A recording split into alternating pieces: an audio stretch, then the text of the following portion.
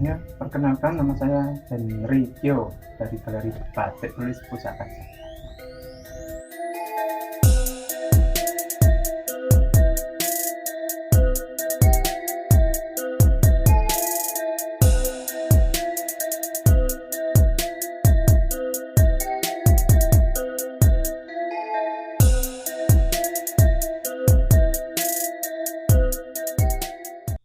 Awal Kampung Batik terinspirasi karena saya iri dengan kampung-kampung yang lain yang ada di Kota Malang.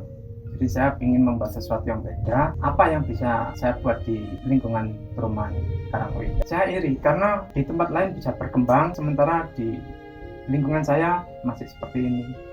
Masih tidak ada aktivitas yang berarti, yang bermakna. Tidak ada aktivitas yang memberikan kontribusi kepada masyarakat itu sendiri. Tidak ada aktivitas yang bisa bapak-bapak atau ibu-ibu yang tidak produktif akhirnya bisa memberikan suatu karya yang jadi produktif. Kenapa batik? Karena saya membatik. Ya, itu alasannya. Jadi karena saya bisanya membatik, ya itu yang saya bagikan cara bagaimana membatik, bagaimana membuat batik, menjual batik, memasarkan batik. Semuanya tentang kelestarian budaya.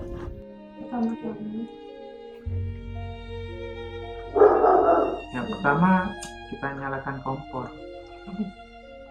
Loh, kok gak nyala? Kalau kita mau nyanting kita nyalakan kompor. Ini pakai kompor minyak tanah. Minyak tanah aja udah sulit. Karena nyala api itu berarti semangat, berarti ada kehidupan. Beda kalau kita pakai canting listrik. Itu mau diapain? Oh enggak, ini tadi apa? Udah merap kotor jadi jadi malah gampang buntu cantingnya. Gimana caranya? Kan bisa punya itu apa? HP Android semua kan? Kita search Google, cari gambar apa? Cari gambar bebek, gambar ikan, gambar bunga matahari. Ini dikombinasi dengan apa ya supaya jadi batik itu benar-benar nuansanya batik itu indah dilihat, dipola, dibentuk ya apa namanya, diatur sedemikian rupa sehingga jadi kain batik itu penuh. Setelah jadi kain batik penuh tinggal dicanting.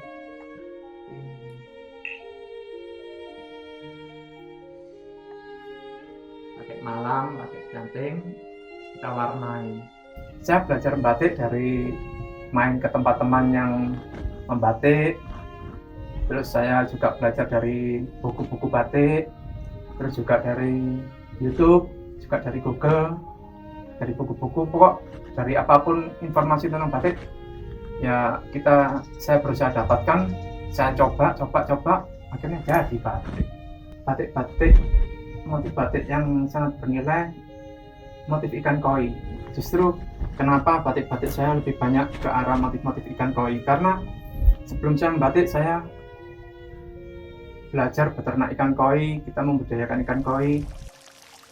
Karena dari ikan koi itu banyak filosofisnya yang terkandung di dalamnya. Seperti dia melambangkan kesehatan, melambangkan banyak rezeki, memberikan semangat hidup baru.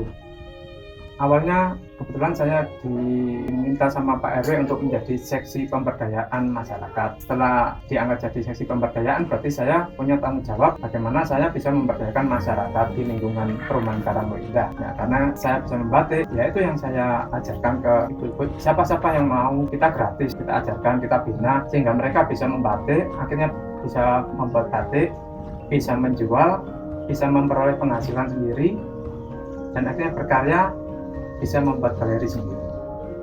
Respon yang pertama, buat apa? Nah, itu. Kedua, terus mau arahnya kemana? Terus apa iso? Nah, ya, itu respon yang negatif. Respon yang positif, pasti bisa. Akhirnya ya kita utarakan ibu-ibu, bapak-bapak, saya sebagai seksi pemberdayaan masyarakat mau mencoba membina ibu-ibu, monggo ibu-ibu atau bapak-bapak yang mau membatik, kita ajari, kita membatik. Perkenalkan, nama saya Yulia Vankyo dari Galeri Pusaka Jagat.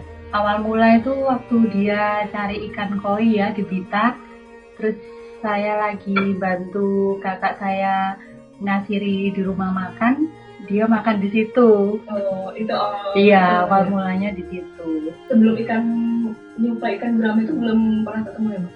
Belum. Berarti setelah ikan koi itu baru ketemu.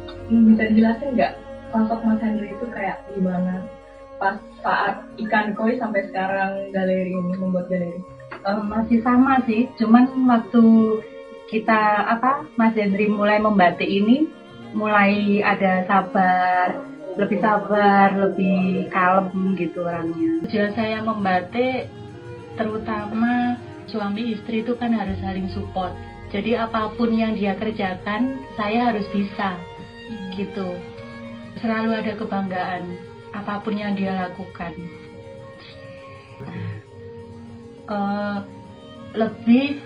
Lebih kenal dengan masyarakat sekitar yang asalnya kita tidak mengenal mereka. Dengan membatik ini kita jadi lebih dekat dan lebih kenal dengan mereka. Mbak sekarang kerjanya apa? Membantu di batik ini. Membantu di batik. Iya. Berarti Mbak juga bisa membatik gitu ya? Iya, ikut membatik juga.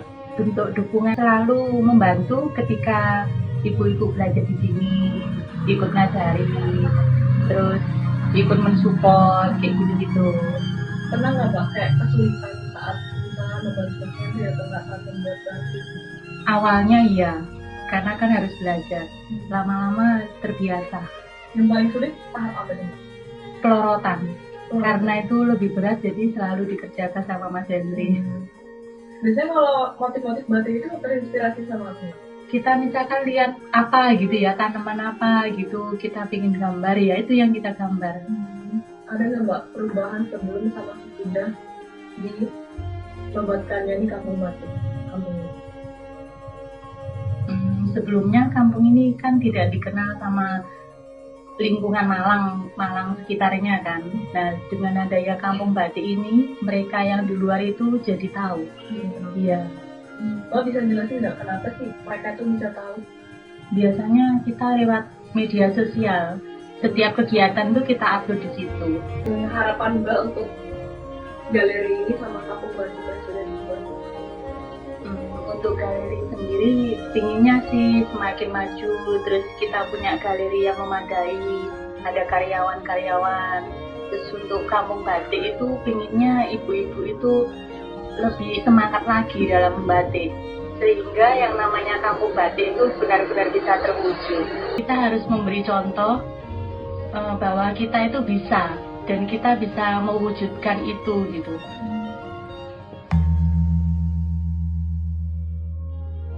Belajar sama Mas Hendri itu bayar atau gimana? Enggak,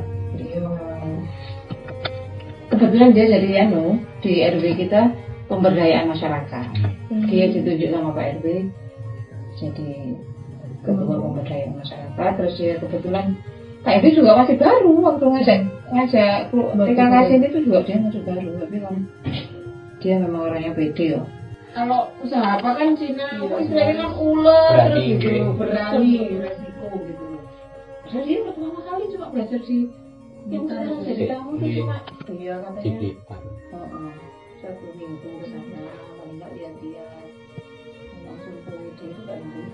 Jadi ngajari aku tuh dia ya dalam mereka masih belajar.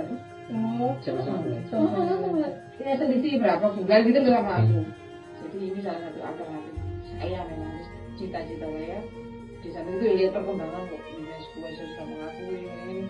Setiap ya TV mulai menteri yang ikut RT, ya berarti makanya masih lupa.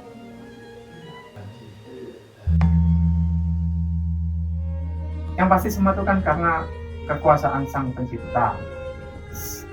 Selama kita mau berusaha, kita berdoa, pasti selalu ada jalan. Jadi kenapa banyak orang bisa tahu kamu batik, jika tak lepas kita dari berpromosi lewat media sosial, ada Facebook, ada Instagram, ada WA, macam-macam, juga dari YouTube, terus dari pameran-pameran yang diajak dinas, lalu dari pelatihan-pelatihan yang sering beberapa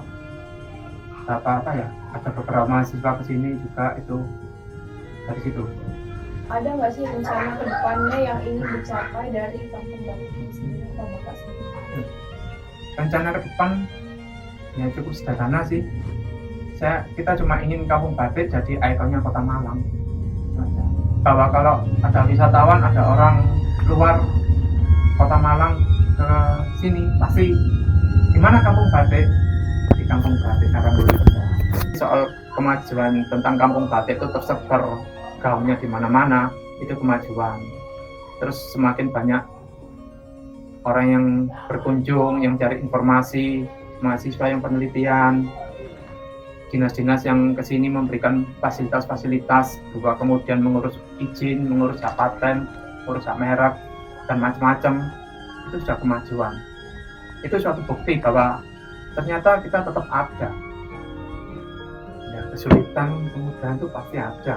Cuma anggap aja kesulitan itu kan ya harus dijalani. Setelah dijalani, pasti kan ketemu solusi. Tidak mungkin kita ketemu kesulitan langsung balik kanan lari kan, tidak, harus dihadapi.